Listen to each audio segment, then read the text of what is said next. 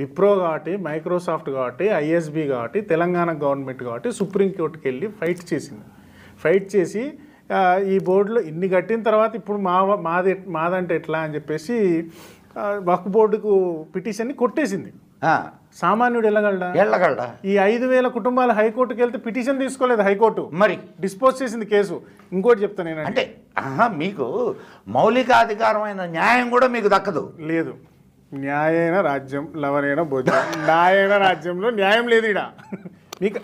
అంటే భారతీయులు జ్ఞానపరంగా బేసిక్గా మన చుట్టూ ఏం జరుగుతుందో తెలుసుకోలేని అజ్ఞానంలో ఉన్నారు. మీకు ఇంకోటి చెప్తాను, తాజ్మహల్ మాదే అని వక్ఫ్ బోర్డు సుప్రీంకోర్టులో కేసేసింది. సుప్రీంకోర్టు కాదు, ఆర్కియాలజీ డిపార్ట్మెంట్ కింద ఉంటుంది కదా తాజ్మహల్. ఆర్కియాలజీ డిపార్ట్మెంట్ వాళ్ళకు తాజ్మహల్ మాది, మాకు అప్పచెప్పండి అని వక్ఫ్ బోర్డు నోటీస్ ఇచ్చింది. ఇలా బుర్ర పాడైపోయింది, తాజ్మహల్ మీదేంటారు